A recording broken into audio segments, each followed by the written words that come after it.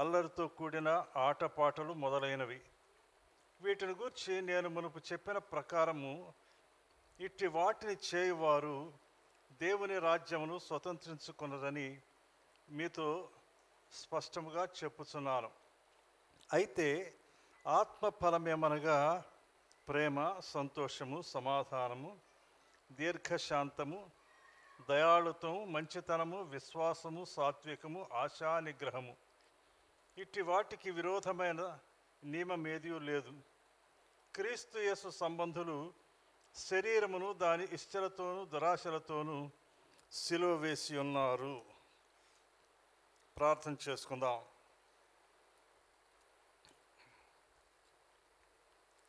ప్రేమగల కృపగల తండ్రి, మీకు మిక్కిలి వందనాలు, స్తుతులు, స్తోత్రం చెల్లిస్తున్నాం.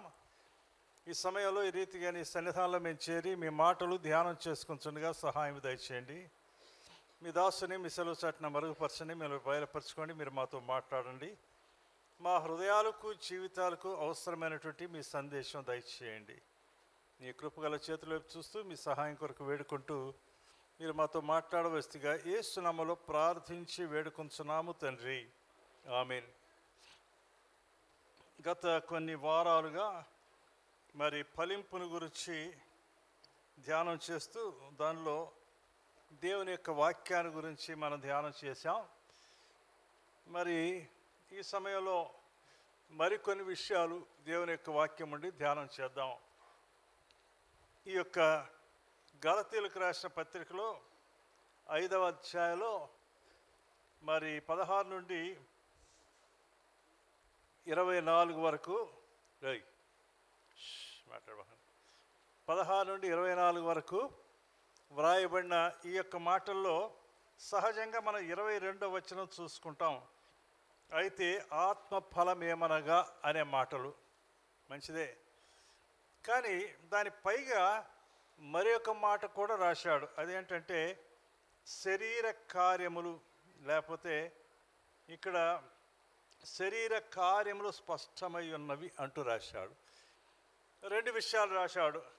మనకు కేవలం ఒక విషయమే రాయాల. ఎందుకంటే మరి మనం ఆత్మలో ఉన్నామా, శరీరంలో ఉన్నామా?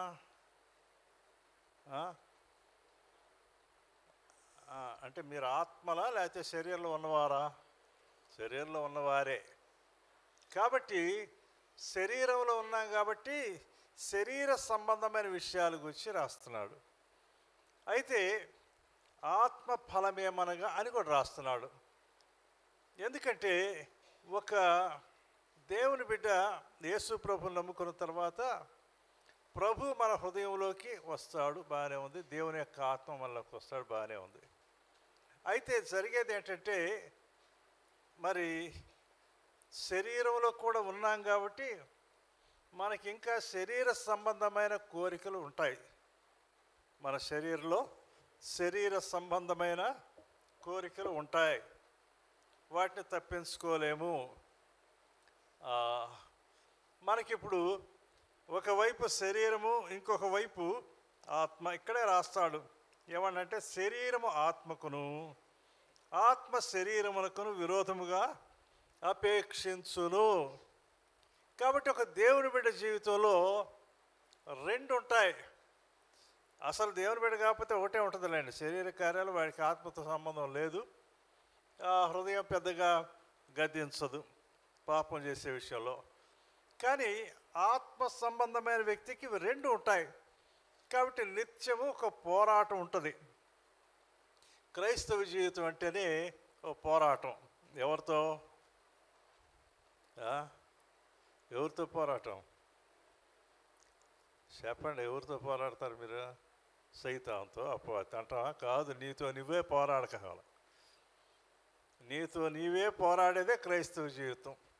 అంటే సైతానుడు ఎక్కడో బయట లేడు.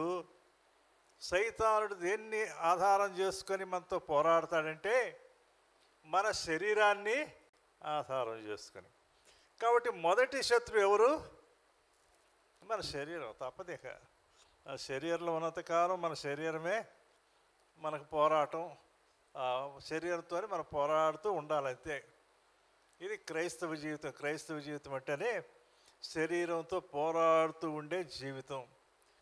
మరి అందుకే ఈయనేం రాస్తాడంటే శరీర కార్యములు స్పష్టమైన ఒకటి ఆత్మ ఫలమనగా అని దాని గురించి మాత్రమే రాయకుండా ముందు శరీర కార్యాల గురించి కూడా రాశాడు. ఈ యొక్క విషయంలో మరి దైవజనులైన వాళ్ళందరూ కూడా చాలా ఇబ్బంది పడినట్టుగా మనం చూస్తాం.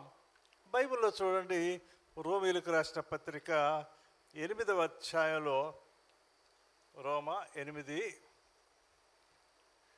చూస్తే, క్షమించండి, రోమీయులకు రాసిన పత్రిక 7వ అధ్యాయం 18వ వచనం. రోమా 7:18-19 వచనాలు. నా యందు ఈయన అంటున్నాడు, నా యందు అనగా నా శరీరమందు. ఎవరికంటే పౌలుకి. పౌలు అంటున్నాడు, నా శరీరమందు మంచిదేదియో నివసింపదని నాకు తెలుసు, నేను ఎరుగుదును. మేలైనది చేయవాలని కోరిక నాకు కలుగుతున్నది కానీ దానిని చేయుటకు నాకు కలుగుటలేదు. నేను చేయగోరు మేలు చేయక చేయగోరని కీడు చేస్తున్నాను. ఇది అంత ఇబ్బందికరమైన విషయం. ఈయన అంటాడు, నాకు మంచి చేయాలని ఉంది, నేను బాగా మాట్లాడాలని ఉంది, నేను మంచి చేయాలని ఉంది, కానీ నేను మేలు చేయాలని ఉంది, కానీ నేను చేయాలనుకున్న మేలు చేయక చేయగోరని కీడునే నేను చేస్తున్నానే. ఎంత ఇబ్బందికరమైన విషయం, చాలా కష్టం కదా. అందుకే ఇంకా 21-23 వచనం వరకు అంటాడు, 21వ వచనం నుండి కూడా చూస్తే, కాబట్టి మేలు చేయగోరు నాకు కీడు చేయుట కలుగుచున్నదని ఒక నియమము నాకు కనబడుచున్నది. అంతరంగ పురుషుని బట్టి దేవుని ధర్మశాస్త్రమందు నేను ఆనందించున్నాను, కానీ వేరొక నియమము నా అవయవంలో ఉన్నట్టు నాకు కనబడుచున్నది. అది నా మనస్సునందున్న ధర్మశాస్త్రంతో పోరాడుచు నా అవయవంలో ఉన్న పాప నియమమునకు నన్ను చెరపట్టి లోబరుచుకొనుచున్నది. అబ్బా, ఎంత భయంకర విషయం. ఈయన అంటాడు, నాకు మంచి చేయాలని ఉంది, కానీ కీడు చేస్తున్నాను. ఇప్పుడు నేనేమైతే చేయాలనుకుంటే చేయలేకపోతున్నా. నా శరీరంలో ఇంకొక నియమం ఉన్నట్టుగా నేను చూస్తున్నా. అది పాప నియమము. అదేం చేస్తుందంటే, నా ధర్మశాస్త్రముతో పోరాడుచు, నా యందున్న ధర్మశాస్త్రంతో పోరాడుచు, నా యందున్న ధర్మశాస్త్రం అంటే దేవుని ఆత్మతో పోరాడుచు నా అవయవంలో ఉన్న పాప నియమనకు నన్ను చెరపట్టి లోబరుచుకున్నది. ఎంత కష్టమైన విషయం ఇది. చెరపట్టి లోబరుచుకుంటుంది. దేవుని బిడ్డకి ఏదో మంచి చేయాలనుకుంటాడు, దేవుని కోసం జీవించాలనుకుంటాడు, దేవుని బిడ్డగా జీవించాలనుకుంటాడు, కానీ ఈ మధ్యలో శరీరము తను చెరపట్టి లోబరుచుకొని ఏదైతే చేయాలనుకుంటారో అది చేయలేకపోతున్నాడు. ఏదైతే చేయాలనుకుంటున్నారో దాన్ని చేయకుండా తను చెరపట్టి లోబరుచుకొనుచున్నది. పొద్దున్నే ప్రార్థన చేద్దాం అనుకుంటావు, కానీ శరీరం ఏమంటుంది, ఏం లేస్తాలో పడుకో ఇంకోసేపు అంటుంది,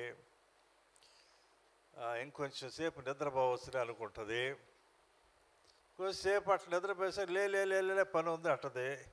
ఇంకా ప్రార్థన నువ్వు చేసుకోలేవు, వాక్యం చదువుకొని మనసు వస్తుంది, కానీ ఈ లోపల ఎవరు ఒకరు వస్తారు, వాళ్ళు వచ్చారు కదా నువ్వు మాట్లాడకపోతే బాగుండదు అంటారు. మరి ఇంకేం చేద్దాం, బైబిల్ మూసి పక్కన పెట్టి పోయి కూర్చొని ముచ్చట్లు వేసుకుంటారు. ఈ మధ్య ఒకరు చెప్తున్నారు, అన్న మా వాడు తలుపు వేసుకొని బైబిల్ చదువుకొని ప్రార్థన చేసుకునే వరకు పిలిచినా పలకడు, పిలిచినా రాడు బయటికి అన్నారు. అంటే అది పూర్తి చేసుకొని కానీ బయటికి రాడు అని. మనం ఏం చేస్తాం, అయ్యో టైం అయిపోయింది అనుకుంటాం. మనం పొద్దున్న లేద్దాం అనుకుంటాము, లేవలేము, మోహరిద్దాం అనుకుంటాం, మోహరించలేము.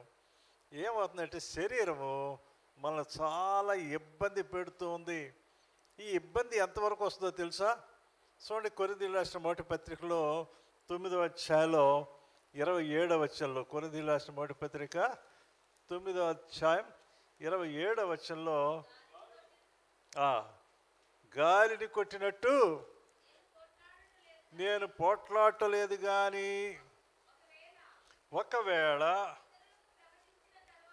ఇతరులకు ప్రకటించిన తరువాత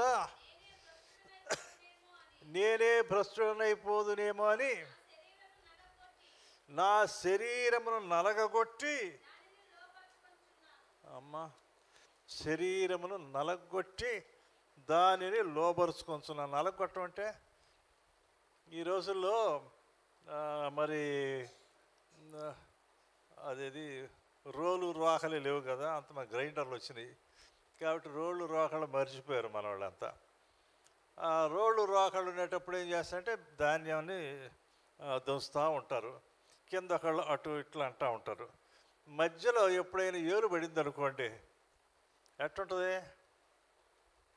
అంటున్నారా? మీకు ఎప్పుడు ఏళ్ళు పడలేదులే, ఎందుకంటే గ్రైండర్లు కదా మీరు వాడేది. తలుపు సందులో పడ్డది ఎప్పుడైనా చెయ్యి, అబ్బా తలుపు సందులో పడితే ఇక అదిరిపోద్ది. అంటే నలగొట్టుకోవడం అంటే ఎప్పుడన్నా ఏదన్నా కొడుతున్నప్పుడు సుత్తితోనో లేకపోతే రాయితోనో కొడుతున్నప్పుడు కుంకుడుగాయలు, ఇప్పుడు కుంకుడుగాయలు కూడా లేవు కదా, అంత షాంపూలు వచ్చినాయి కదా, కొడుతున్నప్పుడు వేళ్ళు పడితే నలిగితే ఎంత నొప్పి. ఎప్పుడు మీ ఏళ్ళు నలగలేదా? కాలేళ్ళు కానీ చేతులేళ్ళు కానీ నలగలేదా? నలిగి ఉంటాయి. హాయిగా ఉంటుంది కదా అప్పుడు, హాయిగా ఉంటుందా? ఏదో వెనకోళ్ళు ఏం చెప్పట్లేదు, మీకు ఎప్పుడు నలిగినట్లేదు. అందుట్లో అందరూ ముసలోళ్ళు ఉన్నారు, దంచడం తెలుసు, మీకు రోళ్ళు తెలుసు, రోకళ్ళు తెలుసు, మీరేది మాట్లాడట్లేదు. నలిగితే ఎట్టుంటుంది? ఈయనంట నా శరీరాన్ని నేను నలగగొట్టి దాని అబ్బో ఇది నలగొడితే కానీ లోపడదండి. ఇది అంత కష్టమైన విషయం. దీన్ని నలగొడితే కానీ ఇది లోబడేది కానే కాదు. చాలా కష్టం, చాలా కష్టం. మరి కొన్నిసార్లు మన హృదయంలో ఆశ పుడుతుంది. ఎవరు పుట్టిస్తారు ఆశ అంటే? పరిశుద్ధాత్మ దేవుడు పుట్టిస్తాడు. యేసయ్య కూడా ఈ విషయంలో చాలా కిటకిటలాడిపోయినట్టుగా మనం చూస్తాం. మార్క్స్ వార్త 14వ అధ్యాయం చూడండి.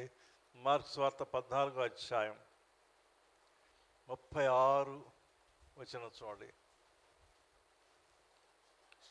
మార్క్స్ వార్త 14వ అధ్యాయం.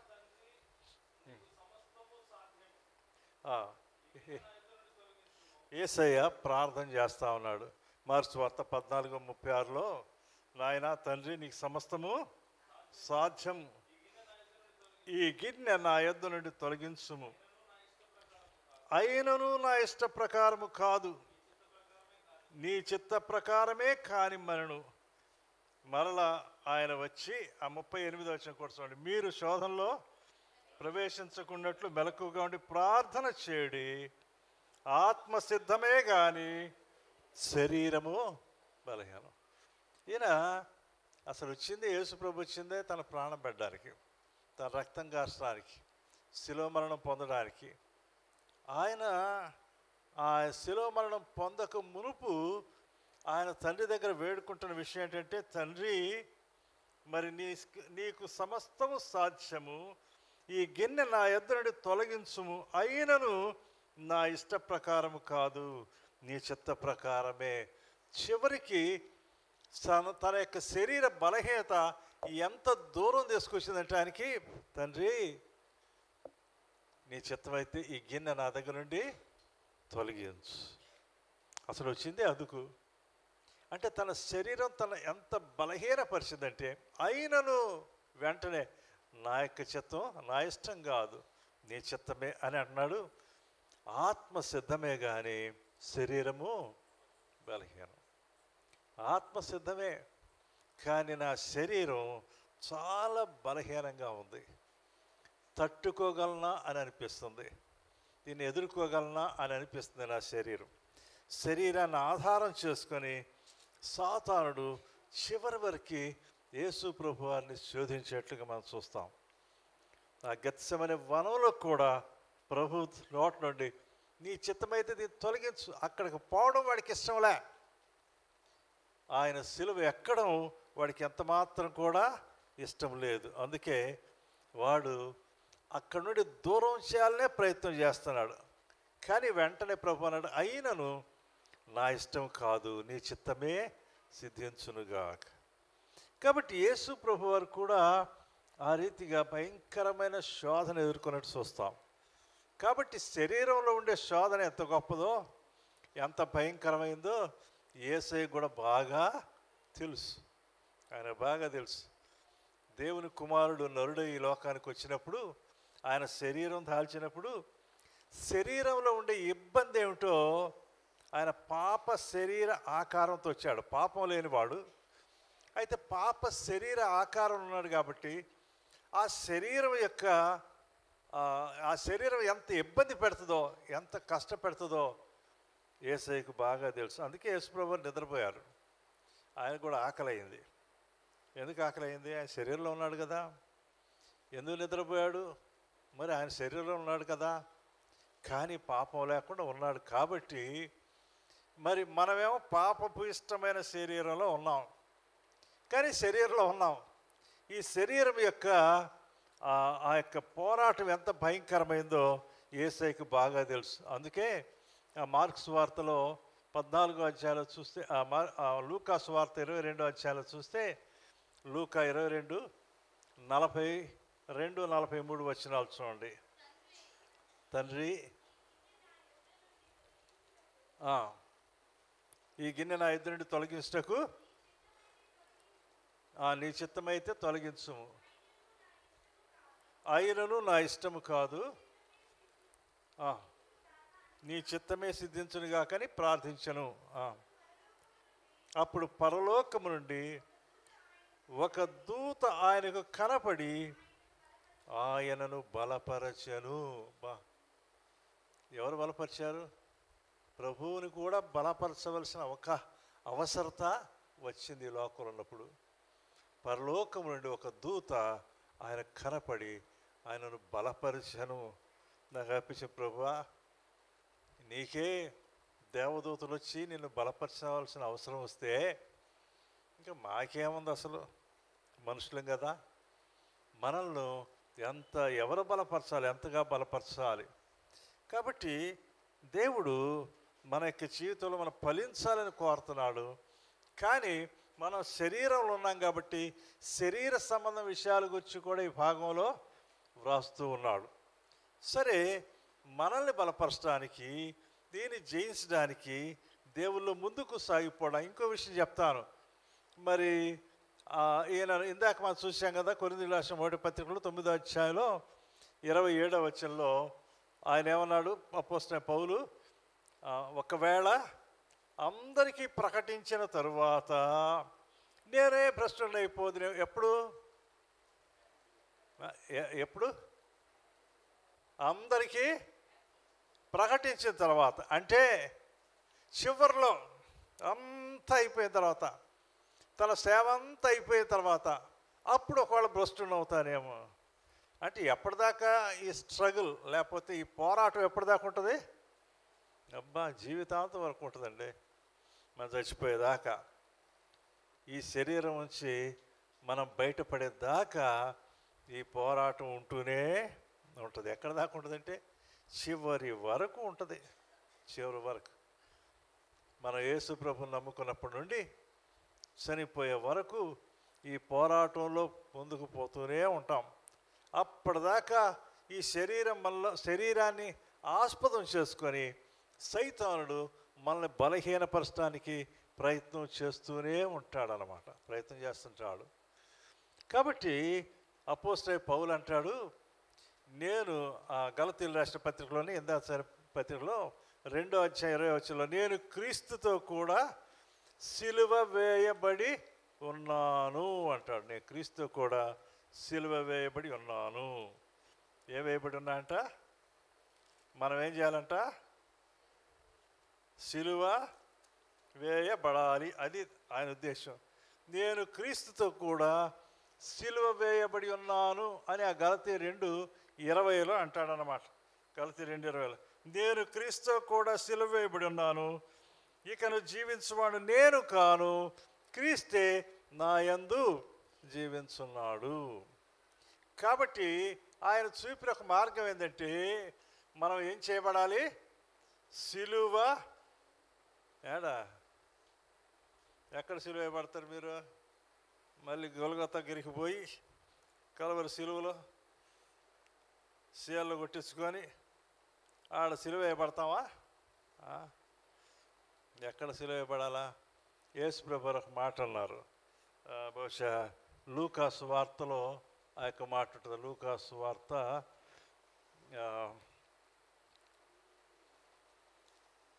9 అనుకుంటాం, 9 లేక 10 అధ్యాయాల్లో ప్రభువారు చెప్తున్న మాటలు అక్కడ కనిపిస్తాయి.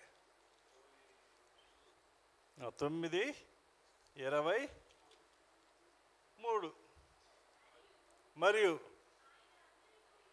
ఆయన అందరితో ఇట్లనెను, ఎవడైనను నన్ను వెంబడింపగోరిన ఎడల తన్ను తాను ఉపేక్షించుకొని ప్రతిదినము తల సిలువనెత్తుకొని ఎప్పుడన్నా ఒకసారా? ఎప్పుడంట? ప్రతిరోజు సిలువ ఎత్తుకొని ఆయన వెంబడించాలంట. ఎవడైనా నన్ను వెంబడింపగోరిన ఎడలా తనను తాను ఉపేక్షించుకొని, అంటే నో చెప్పుకొని, నాకు నేను వద్దు అనుకొని, ఉపేక్షించుకొని అంటే నో, లేకపోతే వద్దు అనుకొని, ఉపేక్షించుకొని ప్రతిదినము తన సిలువనెత్తుకొని నన్ను వెంబడింపవలెను. ఎప్పుడు వెంబడించాలంట? రోజుకోసారో ఆదివారం కాదు, ప్రతిరోజు సిలువ వేయబడాల. ఇది ఎంత కష్టం అండి, ప్రతిరోజు సిలువ వేయబడాల.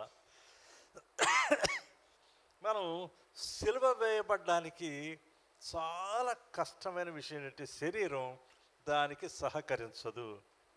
మొట్టమొదటి మనం ఏం చూసామంటే యేసు ప్రభువుని బలపరిచింది ఎవరు? ఇదిగో ఒక దేవదూత వచ్చి ఆయన బలపరిచను అని చూస్తాం.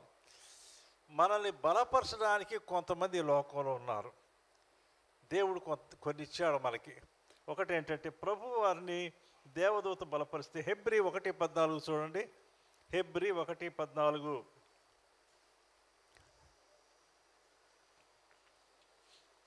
హెబ్రీ 1:14. వీరందరూ రక్షణ అను స్వాస్థ్యం పొందబో వారికి పరిచారము చేయుటకై పంపబడిన సేవకులైన ఆత్మలు కారా అంటే దేవదూతల గురించి చెప్తూ వీరంతా రక్షణ అను స్వాస్థ్యం పొందబో వారికి అంటే రక్షించబడి పరలోకానికి చేరడానికి ఎవరైతే అర్హత పొందారో వారికి పరిచర్య చేయుటకు ఏర్పరచబడిన సేవకులైన ఆత్మలు, దేవదూతలు. అందుకే యేసయ్య అంటాడు, ఈ చిన్నవారిలో ఎవరిని నిర్లక్ష్యం చేయకుండా చూసుకోండి, వీరి దూతలు పరలోకమందున నా తండ్రి ముఖమును నిత్యము చూస్తుంటారు. ఎవరి దూతలు? చిన్నపిల్లల దూతలు. చిన్నపిల్లల దూతలే కాదు, దేవుని పిల్లలకు పరిచయం చేయడానికి తన దూతలు ఎప్పుడు మన చుట్టూ ఉంటారు. మనకు తెలియదు కానీ, మనకు కనపడరు కానీ, అనేక సందర్భాల్లో అనేక పరిస్థితుల్లో వారు మనల్ని కాపాడుతూ వస్తూ ఉంటారు. అది గుర్తుపెట్టుకోండి. రెండవది ఏంటంటే రోమీయులకు రాసిన పత్రిక 8వ అధ్యాయం 13వ వచనంలో ఈ మాట ఉంటుంది. రోమ 8:13లో మీరు శరీరానుసారముగా ప్రవర్తించిన ఎడల చావవలసిన వారై ఉందురు, కానీ ఆత్మచేత శరీర క్రియలను చంపిన ఎడల. ఇప్పుడు మన శరీరాన్ని సిలువ వేయడానికి, చంపడానికి ప్రభువు ఎవరినిచ్చాడు మనకి? ఆత్మచేత పరిశుద్ధాత్మను మనకు అనుగ్రహించాడు. నువ్వు ఎప్పుడైతే యేసు ప్రభువుని అంగీకరించావో యేసయ్య నీ హృదయంలోకి వస్తాడు, దేవుని యొక్క ఆత్మ మనలో ఉంటాడు. కాబట్టి శరీర క్రియలను చంపడానికి మనకి సహాయం చేసేది ఎవరు? పరిశుద్ధాత్మ దేవుడు. పరిశుద్ధాత్మ దేవుడు. ఇది చాలా కష్టంగా అనిపిస్తుంది కదా మీకు? చాలాసార్లు మా ప్రభు కొరకు నిలబడడానికి మరి ధైర్యం ఇచ్చేది, లేకపోతే శరీర క్రియలను చంపడానికి శక్తినిచ్చేది ఎవరంటే పరిశుద్ధాత్మ దేవుడు. ఎందుకంటే కొరింథీయులకు రాసిన 2వ పత్రిక 5వ అధ్యాయం అంటాడు, ఆయన మనకు తన ఆత్మను సంచకరువునిచ్చాడు. సంసకరువు అంటే ఏందో తెలుసా? సరే, 2 కొరింథీ 5:5 చూడండి. కూడా మీరు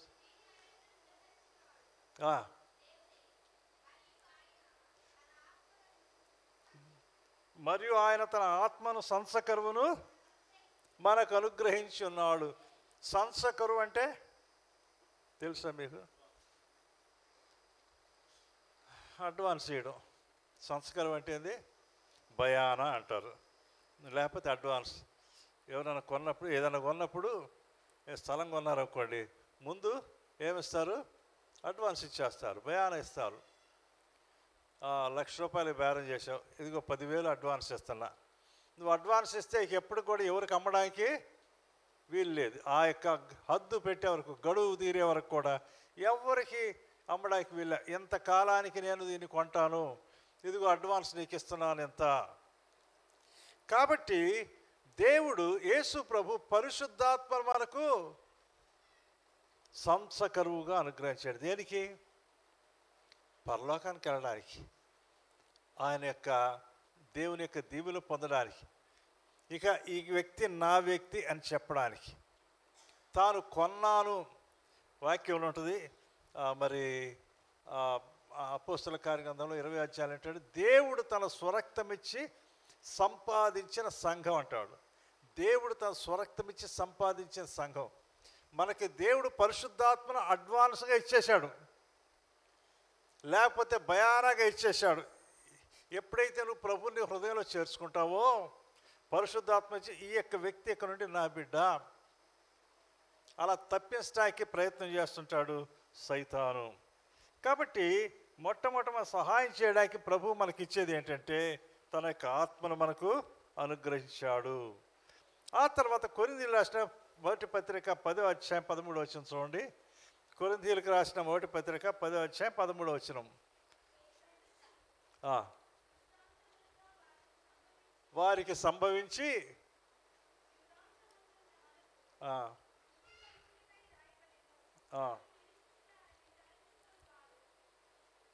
చదువమ్మా. 10:13 10వ అధ్యాయం 13వ వచనం. సాధారణముగా మనుష్యులకు కలుగు శోధన తప్ప మరి ఏది మీకు సంభవింపదు, దేవుడు నమ్మదగిన వాడు. మీరు సహింపగలిగినంత కంటే ఎక్కువగా మిమ్మను శోధింపబడనీయడు. అంతేకాదు, సహించగలుటకు ఆయన శోధనతో కూడా తప్పించుకొను మార్గమును. రెండవది, ఇక్కడ దేవదూతలు మనకు సహాయం చేస్తారు. పరిశుద్ధాత్మ దేవుడే ఏం చేస్తాడంటే శోధనతో కూడా తప్పించుకునే మార్గం కూడా ఇస్తాడంట. ఇంకా ఎంతగా మనం ప్రభు కొరకు నిలబడడానికి దేవుడు ఎంత మనకు సహాయం చేస్తాడో చూడండి. ఆ తర్వాత 4వది ఏంటంటే యోహాను రాసిన సువార్త 15వ అధ్యాయం 4-5 వచనాలు చూడండి. యోహాను సువార్త. నా యందు నిలిచి ఉండుడి, మీ యందు నేను నిలిచియుందును. తీగ ద్రాక్షావళిలో నిలిచి ఉంటేనే కానీ తనంతట తానే ఎలాగూ ఫలింపదో, అలాగే నా యందు నిలిచి ఉంటేనే కానీ మీరు ఫలింపరు. ఎప్పుడు ఫలిస్తాం మనం? యేసు ప్రభువులో నిలిచి ఉంటే.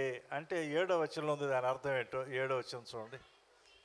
నా యందు మీరును, మీ యందు నా మాటలును నిలిచి ఉండేనాళ్ళు. ఏముండాలి మనలో? యేసు ప్రభు మాటలు, దేవుని యొక్క మాటలు అవి ఉంటే, మన యేసు ప్రభులో ఉంటే, ఆయన మాటలు మనలో ఉంటే అప్పుడు మనం ఫలిస్తాం. అసలు దేవుని యొక్క ఉద్దేశం ఏంటంటే ఈ లోకంలో మనం ప్రభువు కోసం ఫలించాలి. యేసు ప్రభు వారు కొన్ని ఉపమానాలు చెప్పినప్పుడు విత్తువాని ఉపమానం చెప్పారు అనుకోండి.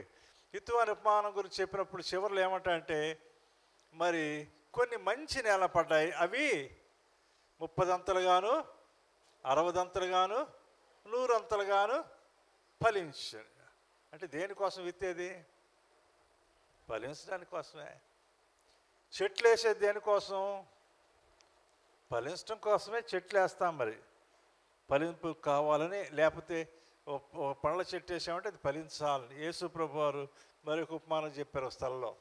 లూకాసు వార్తలు ఏమన్నా అంటే, ఒక ద్రాక్ష తోటలో అంజూరపు చెట్టు నాటబడింది.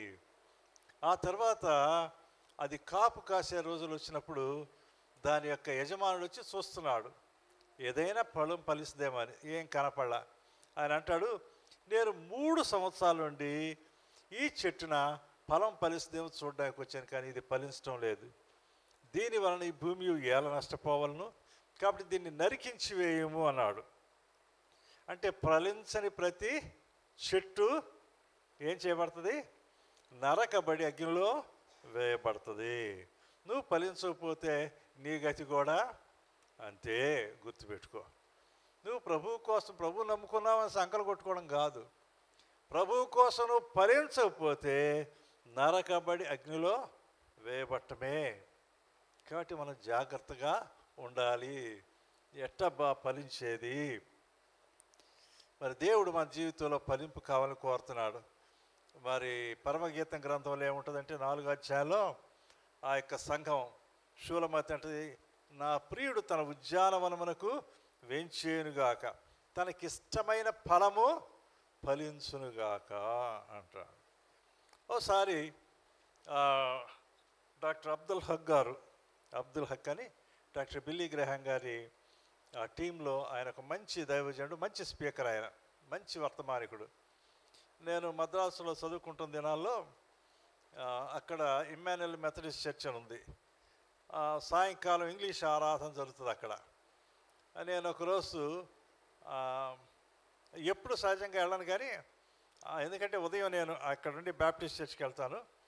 మరి ఆ రోజు ఎందుకో అక్కడికి వెళ్ళాలని అనిపించి నేను అక్కడికి వెళ్ళాను. వెళితే ఆ రోజు చాలా ఆశ్చర్యకరంగా ఆ పాస్టర్ గారు అన్నారు, ఈరోజు మనకి దేవుని యొక్క వాక్యాన్ని డాక్టర్ అబ్దుల్ హక్ గారు మనకి వినిపిస్తారు. నాకు చాలా ఆశ్చర్యం వేసింది. నేను భలే లక్కీ, నేను చాలా అదృష్టవంతుడినే, మంచి దైవజన్ యొక్క వర్తమానం వినడానికి వచ్చాను అనుకున్నాను. సరే, ఆయన మాట్లాడుతూ తన జీవితంలో కలిగిన ఒక సంఘటన చెప్పాడు. ఆయన మరి జాన్ హైడ్ అనే ఒక ఆయన ప్రేయింగ్ హైడ్ అంటారు, ప్రార్థనాపరుడైన హైడ్. ఆయన పుస్తకం చదువుతున్నప్పుడు హైడ్ ఇలా ప్రార్థన చేసేవాడంట, ప్రభువా నన్ను సిలువ వేయి అని ప్రార్థన చేసేవాడంట. ఎందుకంటే నేను సిలువ వేయబడకుండా నేను ఫలించలేను, కాబట్టి నన్ను సిలువ వేయి ప్రభువా అని ప్రార్థన చేసేవాడంట.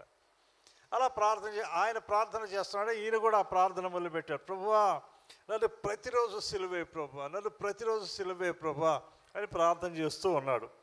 ప్రార్థన చేస్తుంటే ఓ రోజు ఇంగ్లాండ్ దేశం వెళ్ళాడు. ఇంగ్లాండ్ దేశంలో తనకు అలవాటైన ఒక సంఘానికి వెళ్తే వాళ్ళు ఆయన ఆహ్వానించారు, అయ్యా ఈరోజు నువ్వు వాక్యం చెప్పాలని. ఆ రోజు వాక్యం చెప్పడానికి వెళ్ళాడు. అది పెద్ద సంఘం. ఆయన చక్కగా వాక్యం చెప్పాడు, చక్కగా నడిపింపు వచ్చింది, పరిశుద్ధాత్మ నడిపింపు తాను పొందాడు. చాలా సంతోషపడ్డాడు. ఆ యొక్క దేశంలో అలవాటు ఏంటంటే ప్రసంగం అయిపోయిన తర్వాత చివరిలో పాట పాడతారు. పాట పాడేటప్పుడు పాస్టర్ గారు ప్రసంగికులు ఇద్దరు కలిసి ప్రధానమైన ద్వారం దగ్గరికి వెళ్తారన్నమాట. వెళ్తే అందరు సంఘస్థులంతా వెళ్తున్నప్పుడు వాళ్ళందరినీ షేక్ హ్యాండ్ ఇచ్చి వెళ్తారు. పాస్టర్ గారు అందరినీ షేక్ హ్యాండ్ ఇచ్చి, మన వాళ్ళు ఏమో ప్రార్థన చేపించుకోవడానికి వస్తారు కదా, అక్కడ అట్ట కాదు. పాస్టర్ గారు పోయి అక్కడ ఉంటారు, అందరూ వెళ్తూ ఆయన షేక్ హ్యాండ్ ఇచ్చి వెళ్తారు. కాబట్టి అక్బర్ హక్ గారు కూడా వెళ్ళారు. అట్లాగా ఆయనతో పాటు వెళ్ళారు. అక్కడ నిలబడతారు. అందరూ వచ్చి, అయ్యా బాగున్నారా, చాలా కాలం అయిందా మిమ్మల్ని చూసి అని ఆయన్ని అభినందిస్తూ వెళ్తున్నారు. ఆయన అనుకున్నట్ట, ఇదేందిరా ఒక్కడు కూడా నా ప్రసంగం చెప్పలేదా, ఎంత అద్భుతంగా దేవుడిని నడిపించాడు అయ్యా, ఈరోజు నీ ప్రసంగం ద్వారా నేను బలపరచబడ్డానయ్యా, దేవుడు నాతో మాట్లాడాడయ్యా అని ఎవరన్నా చెప్తారేమో అనుకుంటే 200-400 మంది వెళ్ళిపోయే వరకు కూడా ఒక్కడు కూడా ఒక మాట చెప్పరా. అందరూ సెకండ్ ఇయటం, బాగున్నారా, మరి సిస్టర్ ఎట్టుంది, పిల్లలు ఎట్టున్నారు అని అడిగి వెళ్ళిపోతున్నారు. ఈయన అన్నాడు, ఇంతకు నేను చెప్పిన ప్రసంగం ఎవరికి పని చేసిందా లేదా అని అనుమానం వచ్చింది. చివరిలో ఒక ఆమె కూర్చొని ముందుగా మోకరించి ప్రార్థన చేస్తుంట. అప్పుడు ఆయన అనుకున్నాడు, సరే దేవుడు ఇంత ఖచ్చితంగా మాట్లాడి ఉంటాడు. ఆమె వచ్చి ఇప్పుడు నాకు చెప్తుంది, అయ్యా ఈరోజు దేవుడు నాతో మాట్లాడాడు అని ఎదురు చూస్తున్నాడు. ఆమె వచ్చింది. వచ్చి ముసలామె ఆ చేతులు పట్టుకుని, అయ్యా మీరు చాలా కాలం తర్వాత మా మా చర్చికి మళ్ళీ వచ్చారు, చాలా సంతోషంగా ఉంది, అమ్మాయి బాగుందా, పిల్లలు బాగున్నారా అని అడిగి ఆమె కూడా వెళ్ళిపోయింది. వెళ్ళిపోయిన తర్వాత ఈయన తట్టుకోలేకపోయాడు. ఏంటిరా ఒక్కడు కూడా నా ప్రసంగం ఒక మాట చెప్పకపోయారే అనుకున్నాడు. సరే ఆ రాత్రి మళ్ళీ ప్రార్థన చేస్తున్నాడంట, ప్రభువా నన్ను సిలువేయి ప్రభు అని. దేవుడు అన్నట్టు, ఆపవయ్య బాబు, ఈరోజు నేను సిలువేశాను నిన్ను, నువ్వు తట్టుకోలేకపోయావు. అసలు ఈరోజు నేను నిన్ను సిలువేశాను కానీ నువ్వు తట్టుకోలేకపోయావు. నువ్వేం కోరుకున్నావు? నీ ప్రసంగాన్ని అందరూ మెచ్చుకోవాలని కోరుకున్నావు. నేను మెచ్చుకోకుండా చేశాను, నువ్వు తట్టుకోలేకపోయావు. నేను సిలువ వేసాగా నువ్వు తట్టుకోలేకపోయావు. ఈ రోజుల్లో దేవుని కోసం మందిలో పనిచేస్తే మనం మెచ్చుకోవాలని చూస్తుంటాం, బాగా పాటలు పాడేవాళ్ళు అనాలని చూస్తుంటాం, లేకపోతే అబ్బో మంచి ప్రార్థనా పరుడు భలే ప్రార్థన చేసి అనాలని చూస్తుంటాం, లేకపోతే ఇట్లా మనతో సహాయకరంగా ఉంటారని మనం అనాలి. మనం మనం చేసే పనులు మనల్ని అభినందించాలని కోరుకుంటే దేవుడు అంటాడు, నీకు అభినందనలు రాకుండా చేస్తాను. ఎవరు మహింపరచబడాలి? కేవలం మీరు ఫలించటం వల్ల, మీరు బహుగా ఫలించటం వలన ఎవరు మహింపరచబడతారు? మీ పరలోకపు తండ్రి మహింపరచబడతాడు. కాబట్టి అభినందనలు కోరుకుంటే భలే సహాయకరంగా ఉంటాడండి. సంఘంలో ఈ పని అంతా చేస్తాడండి, అది చేస్తారండి, ఇది చేస్తారండి అని మనం చెప్పుకోవాలా అనుకుంటాం. కానీ ఎవరు మనల్ని మెచ్చుకోలేదు అనుకోండి, చాలా బాధగా ఉంటుంది, చాలా బాధపడతాం. అంటే దేవుడు మనల్ని సిలువ వేస్తూ ఉంటే, అంటే మనం ఏం కోరుకోవాలంటే, ప్రభు దీని ద్వారా నీ నామమే మహిమపరచబడాలి, అంతేగాని నా మెప్పు కాదు. మెప్పు కోరేది శరీరం. ఏం చేస్తారు? అభినందిస్తారు. సహజంగా ఎవరైనా గౌరవించాలంటే మెడలో దండేస్తారు, శాలు కప్పుతారు.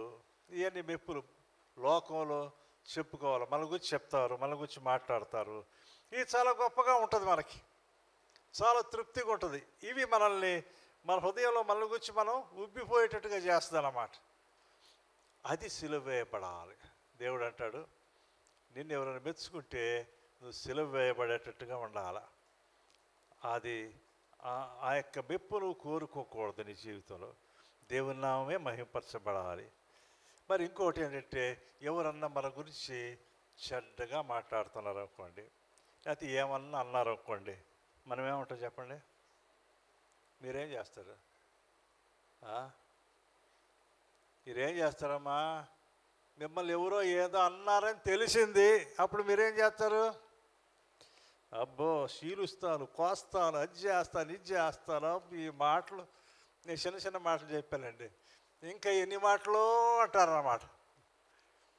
ఏమి సిలువ వేయాలా? నీ నోరు సిలువ వేయబడాలా. ఏం సిలువ వేయబడాలా? నీ నోటికి సిలువ వేయాల. ఎప్పుడైనా చూశారు మీరు గాంధీ గారి కోతుల బొమ్మలు? ఏమంటాయి? 2 కళ్ళు మూసుకుంటాయి, చెడు చూడకూడదు, చెడు వినకూడదు, చెడు. ఈ బొమ్మలు పెట్టుకోండి 3 రోజు పెట్టుకొని వాటి చూస్తా, ప్రభువా నేను ఎట్టుండాలా, చెడు మాట్లాడకూడదు, నా నోరు సిలువ వేయబడాల, రోజు నా నోరు సిలువ వేయబడాలి. మీకు ఒక విషయం తెలుసా? భక్సింగ్ గారు ఆయన పరిచర్య ప్రారంభంలో నాకు తెలిసిన తర్వాత కూడా ఆయన ఎక్కడ మీటింగ్ పెట్టినా ఒక ఆమె వచ్చి నిలబడుతుంది బయట నిలబడి, వీడి మాట వినబాకండి, వీడు నన్ను మోసం చేశాడు, నన్ను పాడు చేశాడు అని చెప్తా ఉంటుంది, మాట్లాడుతూ ఉండేది అన్నమాట. ఎప్పుడు కూడా ఆమె గురించి భక్సింగ్ గారు ఒక్క మాట అనలా, ఎప్పుడు మాట్లాడలా. అసలు దాన్ని లెక్క చేయనే చేయాలి. ఒట్టిదే ఆమె ఎవరో మరి దయ్యం పట్టిందో మరి ఏం చేసిందో మనకైతే తెలియదు. కానీ ఆయన ఎవరు ఆమెను పక్క దోయాలని వెళ్ళేది కాదు, బయట నిలబడి తిడతా ఉండేది. ఈయన మాత్రం దాన్ని ఏం పట్టించుకోకుండా చక్కగా వాక్యం చెప్పి వెళ్ళిపోయేవాడు. చివరికి ఆమె ఏమైపోయిందో తెలియదు. కానీ నేను ఆ ప్రభువుని నమ్ముకున్న కొత్తలో భక్సింగ్ గారు ఆయా సభలో మీటింగ్స్కి వచ్చేటప్పుడు జరిగే సంగతులు ఇవి. ఆయన ఒక్క మాట కూడా ఆమె గురించి ఎప్పుడు ఎవరితో మాట్లాడేవాడు కాదు, ఎవరితో చెప్పలా, ఎవరితో మాట్లాడలా. ఆమె మీద పిచ్చిదని కూడా అనలేదు, అసలు ఏం పట్టించుకోనేలే. ఆయన పాటికి ఆయన వాక్యం చెప్పి వెళ్ళిపోయేవాడు. చాలా ఆశ్చర్యం అనిపించింది. ఆమె ఏమైపోయిందో తెలియదు, కానీ భక్సింగ్ గారిని దేవుడు అద్భుతంగా వాడుకున్నాడు. మనమైతే ఏం చేస్తాం? ఈ మధ్య ఒకరి గురించి టీవీలో ఏందండి మీ అమ్మాయి ఎటు చేసింది, మీ అమ్మాయి ఇక్కడ చేశారంటే దాని సంజాయిషి చెప్పుకుంటున్నారు వాళ్ళు కూడా. దేంట్లో టీవీలో ఈ యూట్యూబ్లో పెడుతున్నారు అన్నమాట. నాకు అనిపించింది, ఎందుకు ఆ మాటలన్నీ వ్యర్థమైన మాటలు. ప్రభు కోసం మీరు జీవించే జీవితం నమ్మకంగా జీవిస్తే చాలు, తిరిగి మనం మాట్లాడాల్సిన అవసరం లేదు. మరి సైతాను మనల్ని ఏం చేస్తాడంటే ఊరుకునవేంది, మాట్లాడవేంది అని అంటుంటాడు కదా. అటు పోయేటప్పుడు ఇటు పోయేటప్పుడు మీరు ఏం చేస్తారు? ఏమంటారు చెప్పండి? సూటిపోయి మాట కోడి మీద పెట్టి కుక్క మీద పెట్టి మాట్లాడుతూ ఉంటారు. అటు పోతా ఉంటే ఇటు పడతా తిరుగుతున్నాయి బాగానే. లేకపోతే ఎట్లా నువ్వు తిట్టి తిట్టి తిట్టి ఒకళ్ళు ఏం మాట్లాడుకుంటూ వెళ్ళిపోతే సిగ్గు లేకపోతే సరే ఏమన్నా ఉందా మాట్లాడడానికే? ఒక్క మాట మాట్లాడుకుంటూ పోతుంది చూడు, పైగా ఇది మాట్లాడకపోతే అంటే అవతలని ప్రేరేపిస్తాం మాట్లాడడానికి. ఎంత నోరు! నీకు తెలుసా, బైబిల్లో యేసుప్రభు వారు అన్నారు, నీ నోటి ద్వారా నీ మాటల ద్వారా నువ్వు అపరాధమని తీర్పు పొందుతావు, నీ మాటల వల్లనే నీవు నిరపరాధమని కూడా తీర్పు పొందుతావు. అసలు అంటాడు ప్రభు, చూడండి, బహుశా అది లూకాసు వార్త అనుకుంటాను, 12వ అధ్యాయంలో ప్రభు ఎంత కఠినంగా మత్తయి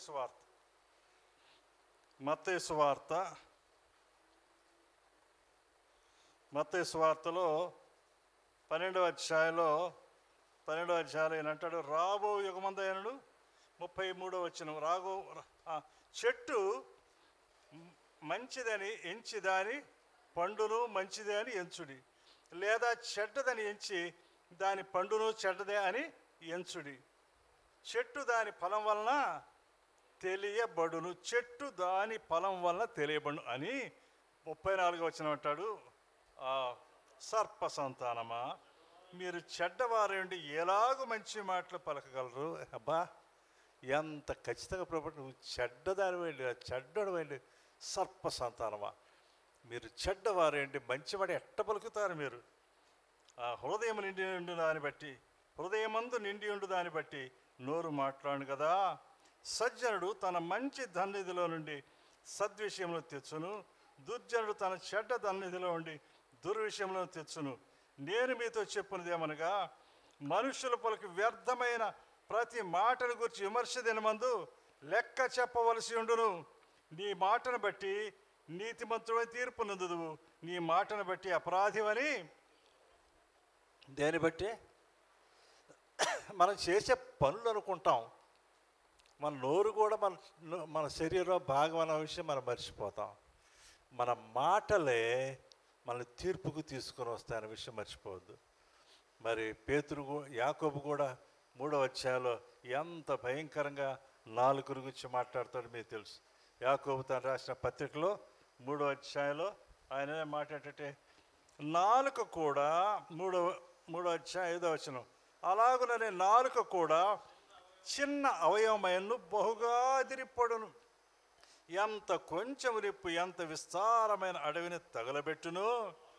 నాలుక అగ్నియే. నాలుక మన అవయవంలో ఉంచబడిన పాప ప్రపంచమై సర్వ శరీరమునకు మాలిన్యం నువ్వు మాట్లాడితే ఏం మలినమైపోద్ది? ఇక్కడ ఏం మలినమైపోద్దంట? నువ్వే మలినమైపోతున్నావు. నీ మాట వలన అవతలోళ్ళు కాదు మలినమయ్యేది, నీవే మలినమైపోతావు. సర్వ శరీరమునకు మాలిన్యము కలుగజేయచ్చు, ప్రకృతి చక్రమునకు చిచ్చు పెట్టును, అది నరకము చేత చిచ్చు పెట్టబడును. అంటే నేను నరకానికి వేస్తాను, నీ నాలుకే నేను నరకానికి తీసిపోద్దని. కాబట్టి 3 కోతులు ముందు ఉంచుకోండి. ప్రభువా, నీకు ఎప్పుడు మాట్లాడను, అనవసరమైన మాటలు మాట్లాడను. ఒకవేళ ప్రేరేపణ వస్తున్నా సిలువ వేసుకోండి, సిలువ వేయబట్టవే. నీ లోటుకి సిలువ వేస్తే చాలు, నీ జీవితం చాలా బాగుపడుతుంది. నీ చెవులకు కూడా సిలువ వేసుకో, అనవసరమైన మాటలు వినకుండా. అనవసరమైన మాటలు వినకుండా చెవులకు కూడా సిలువేసుకో. లోక సంబంధమైన మాటలు విని విని విని విని విని దేవుని మాటలకి ఎక్కటమే ఎక్కడంలా. వాళ్ళు చెప్పే మాటలు వీళ్ళు చెప్పే మాటలు వింటమే సరిపోయాయి. దేవుని మాటలు ఎక్కడ ఎక్కుతాయి నీకు? కాబట్టి నీ చెవులు కూడా సిలువేయబడాల, నీ కళ్ళు కూడా సిలువేయబడాల. ఊరకు అయ్యి చూసే బదులు దేవుని వాక్యం చదవచ్చుగా. కొంతమంది అడిగితే ఏం చేస్తామంటే ఏం చేయట్లేదన్నా ఊరకనే ఉండాలి. ఊరకనే ఉండకపోతే వాక్యం చదువుకోరాదా? అదే ప్రార్థన చేసుకోరాదా? నువ్వు ఊరకనే కూర్చోవడం ఎందుకు? ఊరకనే ఇంగ్లీష్లో సామెత ఉంది, lazy man's mind is devil's workshop అంట. సోమరుడి మెదడులో ఎవరు చేరతాడు వచ్చి? ఆ ఇల్లు చక్కగా ఊడ్చి అమర్చబడి ఉండేది చూసి ఆ యొక్క దెయ్యం వెళ్ళి తనకంటే మరి చెడ్డమైన 7 వెంట పెట్టుకొని వచ్చి దాంట్లో కాపురం ఉంటాయట. అట్లా అయిపోతుంది నీ పని. ఊరకుండా పాకు, దేవుని మాటలు చదువుకో, ప్రార్థన చేసుకో, దేవుని యొక్క వాక్యాన్ని ధ్యానం చేసుకో. ఇది మన జీవితంలో చాలా అవసరమైన విషయం. మరి మన యొక్క ఇది చాలా సింపుల్గా 3 విషయాలు చెప్పా. తలలో ఉండే మాత్రం ఏది? చెవులు, నోరు, కళ్ళు కదా. ఇంకా చాలా చెప్పచ్చు. మరి దేవుడు మన యొక్క జీవితంలో కోరుతుంది ఏంటంటే మనం ఫలించాలి అని కోరుతాడు. ఫలింపు చాలా అద్భుతంగా ఉంటుంది. ఎందుకంటే ఇతరులు చూసినప్పుడు నేను పిల్లలు వీళ్ళంతా వీళ్ళు చాలా చిన్నవాళ్ళుగా ఉన్నప్పుడు ఆ రోజుల్లో పూల చెట్లు వేసేవాడిని. మాకు కాయలు ఫలవృక్షాలు వేసేటువంటి స్థలం లేదుగా. ఆ పెంకుటింటి దగ్గర ఆ గోడ మీద చిన్న తొట్లు పెట్టి నేను ఏం చేసేవాడిని, చామంతి ఎవరో ఇచ్చారు చామంతి మొక్కలు, వాటిని తెచ్చి అన్నిట్లో దాదాపు 7-8 తొట్లలో పెట్టి వాటిని నాటి వాటికి నీళ్లు పోస్తా ఆ పైన గోడ మీద పెట్టేవాడిని. బయట నుంచి అందవయ్యి, ఎత్తుగా ఉంటుంది కాబట్టి. ఎందుకంటే బేస్మెంట్ దాని మీద పిట్ల గోడ దాని మీద ఉంటుంది కాబట్టి అందవు. నేను లోపలుండే దాదాపు చిన్న స్టూల్ వేసుకొని ఎక్కి నీళ్లు పోసేవాడిని అన్నిటినీ. అయితే దాదాపు నవంబరు, డిసెంబర్ ఆ సమయంకి వచ్చేసరికి చామంతి పూలు పూసినాయండి. చాలా పెద్దవి వచ్చినాయి. ప్రతి చెట్టు కూడా విరగబూసింది అనమాట. ఇంకేమిలే అసలు. అట్లా పోతా ఉంటే ప్రతి వాడు దాన్ని చూసేవాళ్ళే. అవి అంత ఎత్తులో ఉండబట్టి సరిపోయింది కదా, లేకపోతే కోసుకొని వెళ్ళిపోయేవాళ్ళు. ఆ రోజుల్లో బ్యాప్టిస్ట్ చర్చ్కి ఆ క్లోపేట నుండి వచ్చేవాళ్ళంతా మా వీధిలో ఉండి అట్లా వెళ్ళాల్సి వచ్చేది. ప్రతి వాళ్ళ కళ్ళు దాని మీదే ఉండేవి, ఆ చెట్టు మీదే ఉండేవి. మీరు ఎప్పుడైనా చూడండి, విరగ్గబూసిన చెట్టు కానీ విరగ్గాసిన చెట్టు మీద కానీ అందరి కళ్ళు ఉంటాయి. సుందరం మాస్టర్ ఉండేవాడు, సుందరం మాస్టర్ అని. అక్కడ సాగర్ నర్సరీ స్కూల్, మొట్టమొదటి కాన్వెంట్ స్కూల్ పెట్టింది ఆయనే. తర్వాత సాగర్ పబ్లిక్ స్కూల్ చేశాడు. ఆయన కూడా చెట్లు అంటే భలే ఇష్టం ఆయనకి. ఆయన పోతా ఆగి నిలబడి చూసి వెళ్ళేవాడు. ఓసారి అది పిలిచి, దేవకుమార్ వీటికి ఏం వేస్తున్నావు, ఎంత బాగా ఫ్లవర్స్ వచ్చినాయి అని అడిగాడు. నేనేం వేయను సార్, నాకేం తెలీదు, నాకు తెలిసిందంతా ఒకటే, ఆ వాడిపోయిన ఆకులను తీసి ఏ చెట్టు తొట్లో వాటిని వేసేసేవాడిని. ఇక అయ్యే వాటికి వెరువు. ప్రతిరోజు మాత్రం నేను నీళ్లు పోస్తానండి, 2 జగ్గులు పోస్తాకూడదు, అంతకంటే నేనేం చేయలేదు. అంటే బాగా పుష్పించే చెట్లు చూసినా, బాగా కాయలు కాసే చెట్లు చూసినా మనుషులందరి దృష్టి వాటి మీదే ఉంటుంది. కాబట్టి ప్రజలు మనం చూస్తున్నప్పుడు మనం ఎట్లా పుష్పిస్తున్నాం, ఎట్లా ఫలిస్తున్నాం జనం చూస్తే అర్థమైపోద్ది. ఇది యేసుప్రభు వచ్చినప్పుడు చూస్తే ఒక అంజూరపు చెట్టును చూశాడు, కానీ ఫలమే లేదు దానికి. చూడడానికి దూరం చూస్తే పచ్చగా ఆకులు ఉన్నాయి. ఆకులుంటే ఎప్పుడు అంజూరపు చెట్టుకి ఫలాలు కూడా ఉంటాయన్నమాట. కానీ బాగా ఆకులతో కనిపించింది, కానీ ఫలాలు మాత్రం లేవు. ప్రభు మనం చూస్తున్నప్పుడు మనలో ఏం కనిపిస్తున్నాయి? ఆయన కోసం ఫలించే వారంగా మనం ఉన్నామా, లేమా? ఫలించడానికి ఒక అడ్డు ఉంది, అది శరీరమే. కానీ దాన్ని జయించడానికి 4 విషయాలు చెప్పాను. మొట్టమొదటిది ఏంటి? దేని ద్వారా జయిస్తాం? 4 విషయాలు మీకు చెప్పాను. మొట్టమొదటి, దేవుని యొక్క దూతలు మనకి సహాయం చేస్తారు. రెండవది ఆయన ఆత్మ ద్వారా. మూడవది మరి తప్పించుకునే మార్గం, శోధనలు తప్పించుకునే మార్గం. నాలుగవది ఆయన యందు మనం నిలిచి ఉండడం ద్వారా, లేకపోతే ఆయన మాటలు మనం విని మన హృదయాల్లో ఆయన మాటలు భద్రపరచుకోవడం ద్వారా కూడా మనం వీటన్నిటిని తప్పించుకోగలం. కాబట్టి దేవుడు మన జీవితంలో కోరుతుంది అది, ఆయన కొరకు ఫలించాలని. ఫలించడం కొరకు తగినటువంటి అన్ని సదుపాయాలు కూడా ఆయన కలుగజేస్తున్నాడు. ఆయన పరిశుద్ధాత్మనిచ్చాడు, మరి ఆయనే మనకు సహాయం చేస్తానికి వచ్చాడు, ఆయన వాక్యాన్ని ఇచ్చాడు. మనకు కావలసింది ప్రభు ఆయన మనకు సహాయం చేయడానికి ఎల్లప్పుడూ కూడా సిద్ధంగా ఉన్నాడు. మరి తప్పించుకుని, ఒకవేళ శోధన వస్తే తప్పించుకునే మార్గం కూడా కలుగజేస్తాడు. అంటే ఒకసారి మన హృదయాలు జీవితాలు పరిశీలన చేసుకుందాం.